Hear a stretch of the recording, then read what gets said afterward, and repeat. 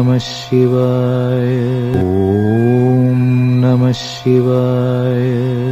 Astro karate Muniyappan சுவாமி ஜோதிட நேயர்களுக்கு வணக்கம். என் குலதெய்வம் பெரியாண்டிச்சம்ம தாயை வணங்கி, என் அப்பன் கராத்தே முனியப்பன் சுவாமியை வணங்கி, என் குருவை வணங்கி வாங்க சிறப்பான பலன்களை பார்ப்போம். வணக்கம். இந்த பதிவானது தசா புத்தியின் பதிவாகும். தசா புத்தி உங்கள் ஜனனகால ஜாதகத்தில் எந்தெந்த இடத்தில் இருக்கிறார் என்ற முன்னுரையை பார்த்துவிட்டு பதிவுக்குள் செல்வோம்.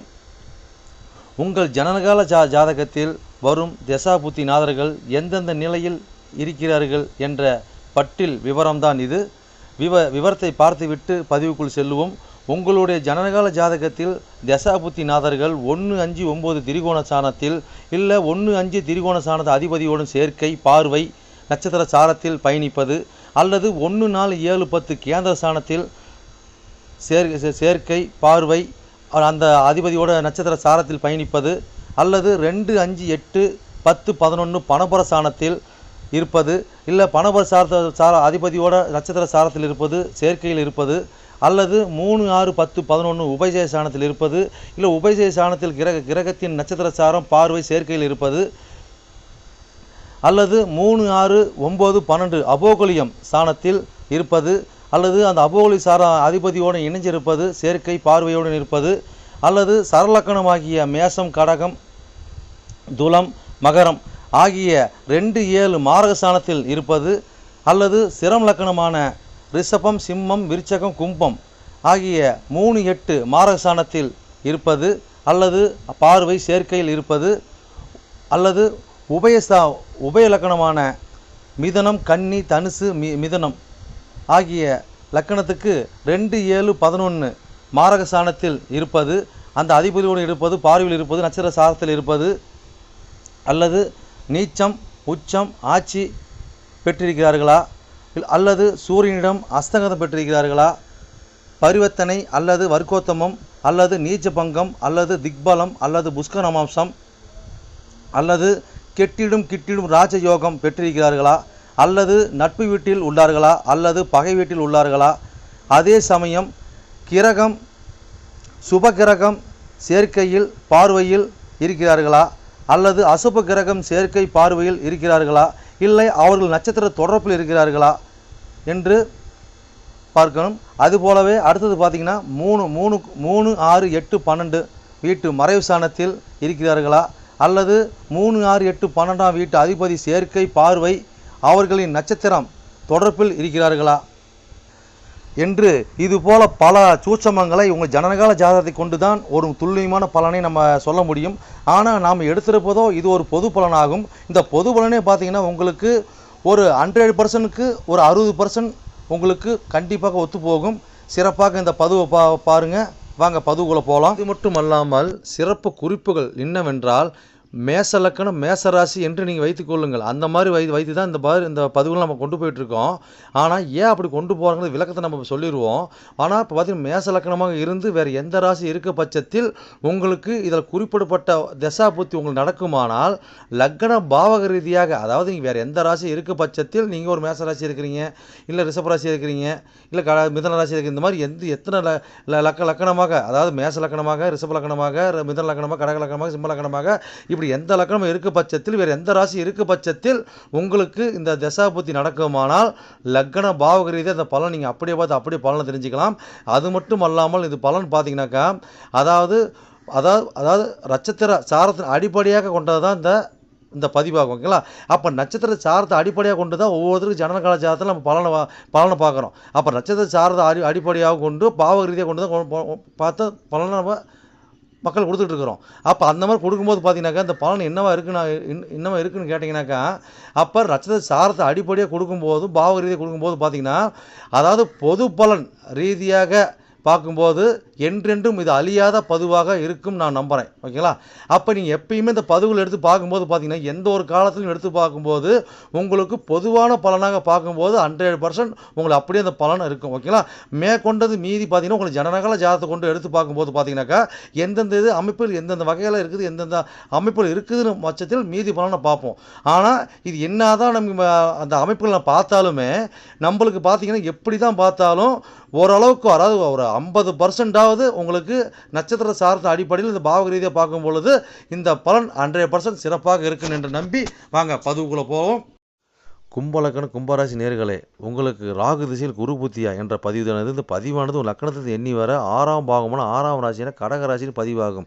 இந்த கடகராசியில் இன்னும் நட்சத்திரம் இருக்குது. அந்த நட்சத்திர வாயிலாக உங்களுடைய புத்திநாதனாகிய குரு பகவான் எப்படி அங்கே அதில் பயணித்து உங்களுக்கு பலன் அளிக்க போகிறாங்க அந்த பதிவாகும். இந்த பதிவானது நாங்கள் கும்பலக்கணம் கும்பராசிக்காக இந்த பதிவு பார்க்கணும் அப்படி கிடையாது. கும்பலக்கணமாக இருந்து நீங்கள் வேறு எந்த ராசியாக இருக்கும் பட்சத்தில் உங்களுக்கு ராகு திசையில் குருபத்தி நடக்குமானால் லக்கண பாவக ரீதியாக அந்த பலன் நீங்கள் அப்படியே பார்த்து அப்படியே பலனை நீங்கள் அடைஞ்சிக்கலாம். ஓகேங்களா. இது பார்த்தீங்கன்னா எத்தனை கோடி திசை புத்தி நீங்கள் கேட்டிங்கனாக்கா உங்களுக்கு ராகு திசை. ஓகேங்களா. எத்தனை கோடி புத்தின்னு கேட்டிங்கன்னா 2 கோடியவன் 11 கோடி புத்திங்க. ஓகேங்களா. எத்தனை ஆண்டு காலம் வரை செயல்பாட்டில் இருக்குன்னு கேட்டிங்கனாக்கா ராகு திசையானது 18 ஆண்டு காலம் வரை உங்கள் செயல்பாட்டில் இருக்கும். ராகு திசையில் குரு புத்தி பார்த்தீங்கன்னாக்கா உங்களுக்கு 2 வருடம் 3 மாதமும் 6 நாட்கள் வரை செயல்பாட்டில் இருக்கும். ஓகேங்களா. இப்போ உங்கள் லக்கணத்தை எண்ணி வர 6ஆம் பாகமான 6ஆம் ராசியான கடக ராசி இன்னும் நட்சத்திரம் பார்த்தலாம். ஓகேங்களா.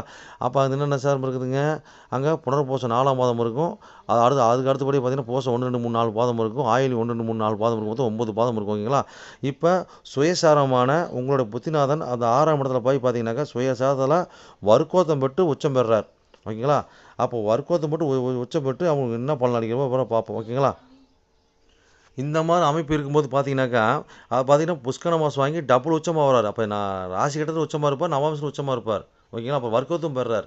அப்போ 2 கோடி 11 கோடி புத்திநாதன் 6ல் போய் இப்படி வர்க்கத்தை வரும்போது பார்த்தீங்கன்னாக்கா அப்போ 6ல் போய் உச்சம் பெறும்போது பார்த்தீங்கன்னாக்கா அது மறைவு சாணமா, அது மறைவு சாணம் நம்ம எடுத்துக்க முடியாது. ஓகேங்களா. அப்போ பார்த்தீங்கன்னா இந்த மாதிரி காலகட்டங்கள் பார்த்தீங்கன்னாக்கா நம்மளுக்கு இந்த மாதிரி காலகட்டங்களில் ராகு திசையில் நம்மளுக்கு பணங்கிற மோட்டிவ் அதிகமாக இருக்குங்க. ஓகேங்களா.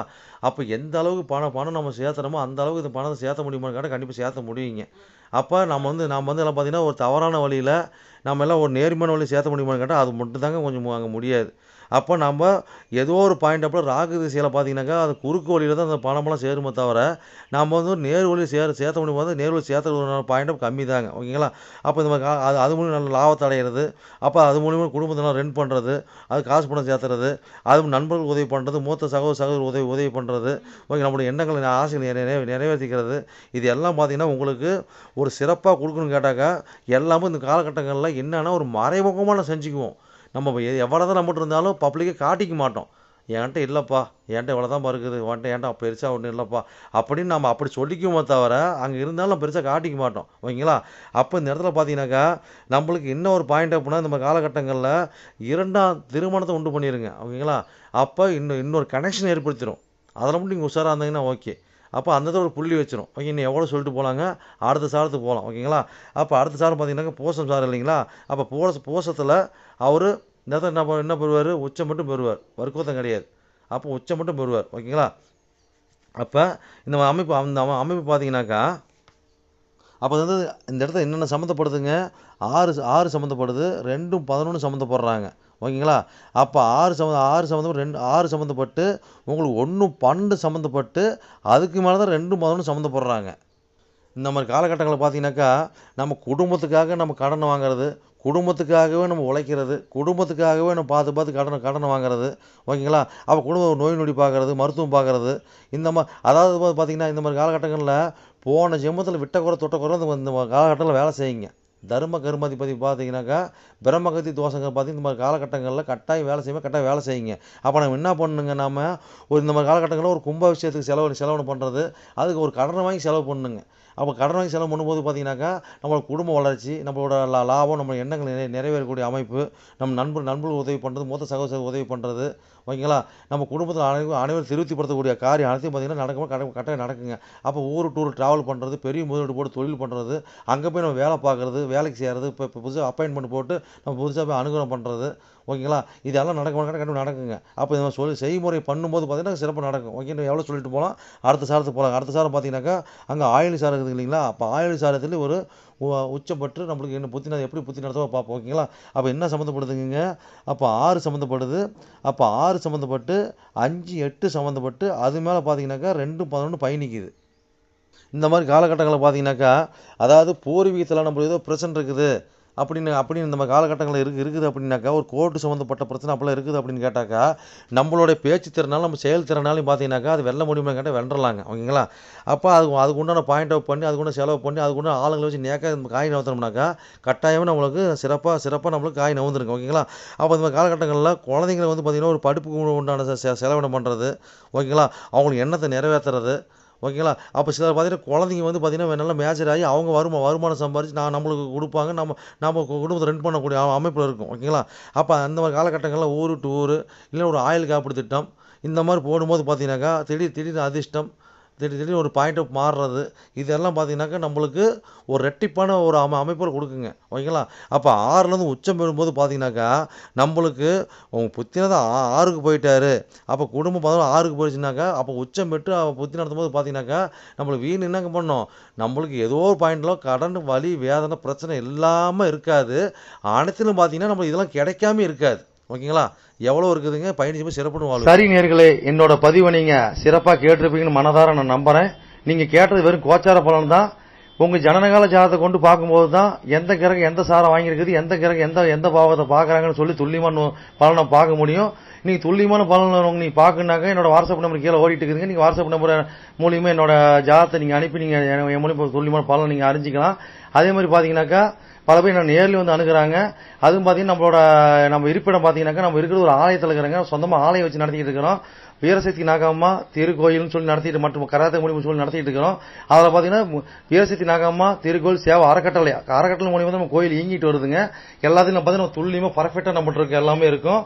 எந்த ஒரு தோஷம் எந்த ஒரு காரியம் எந்த ஒரு பரிகாரம்னா நம்ம ஒரு கஸ்டமர் நம்ம கேட்டு தான் வந்து அவங்களோட காரியத்தை வந்து முன்னெடுத்து செய்யறாங்க.